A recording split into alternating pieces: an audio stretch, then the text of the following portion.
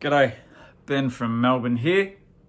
So, Mr. Chris Propfe, he of the musically obsessed Persuasion, his big brain balls have been working overtime as usual, and yet another thread has been produced from his mind. This one is based around this record. I know. Probably no one in the VC has ever shown this before or talked about this band. So this is an exclusive. Chris's idea is, this is like, the Beatles' Sgt. Pepper. And he's saying, what band that you love, what's their equivalent? What's their Sgt. Pepper? But what does that even mean? This record kind of can divide people. There are people who think it's an innovative masterpiece, changed music, fashion, this, that, and the other. There's others who think it's like a huge head up your ass piece of shit, navel-gazing, pontificating wank. Now, I have my foot in both camps because I quite like the Beatles. I tend to like the area where the pop hits the psych a bit more, like Rubber Soul and Revolver. Not so much this stuff. I do like this record, but I feel like the VC is kind of ruining the Beatles for me.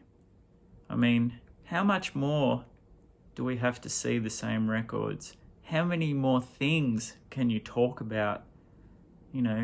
If Ringo trimmed his nose hairs on a Tuesday in 1965 and they fell on the drum head and that's how they got the sound to help, I don't know.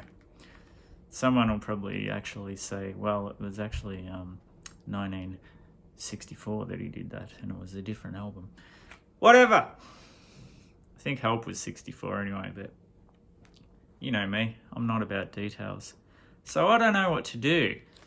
Does it mean I pick a completely huge, innovative album where they use the studio as another band member or an instrument itself? Or do I go down the path of showing a record that is wildly overstated in its greatness? Feeling the hate comments coming in already. It's not my opinion, I'm just saying that it does divide people. Again, I don't mind this record, it's not my favourite of theirs. Yes, I know the cultural significance of it and yada yada yada, but we're talking about using this as the template for other bands. So, with that in mind, I thought I'd go down the innovative studio as an instrument route. And of course, who else could I think of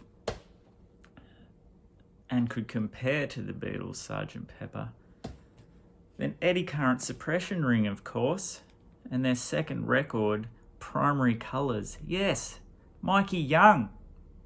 Have to talk about Mikey Young every video. You know that. That is the law. You'd be like, what? That's a stripped down minimalist punk rock masterpiece. How does that relate to Sgt. Pepper? Well, as far as innovation and studio wizardry goes, if you compare it to their fantastic self-titled, new word I've learnt lately, eponymous album, which was recorded at Caulfield Rehearsal Studios on the cheap. This bad boy was, in 4 hours, mind you.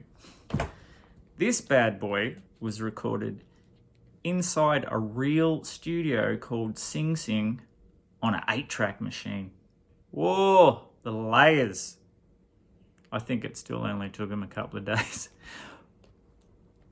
Because that's what these guys are all about. And to me, this is their Sergeant Pepper. Check them out. They'll kick your ass. Mr. Propfe's details will be below. Jump on the thread. Get in the comments. Tell me how much of a dickhead I am. See you in the next one.